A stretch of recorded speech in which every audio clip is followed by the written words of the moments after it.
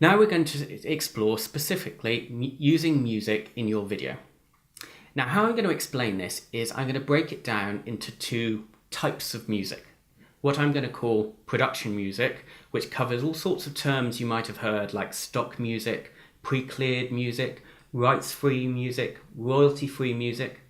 So let's put those all in one section and let's have another category of music called commercial music, or what we might think of as normal music, the music you hear on the radio, in the charts, etc. Famous names, famous people. That's what we're going to call commercial music.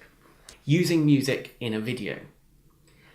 When you use what we call commercial music, the use of that music in a video is slightly more complicated because the main intention from the companies that own those pieces of music is to exploit that music to the general public. So they're looking to get their artist in the charts, they're looking to make money from the music in that way. And you have large organizations who are doing this.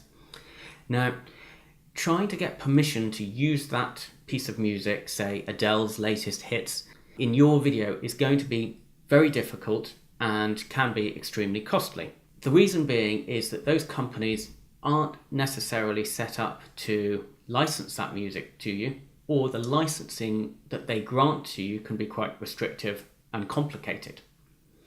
So what I say when you're looking to use a piece of music in your video is steer clear of what we call commercial or normal music. You can't just grab your CD out or pull a music track that you've got on your iTunes player and stick that in the back of your video.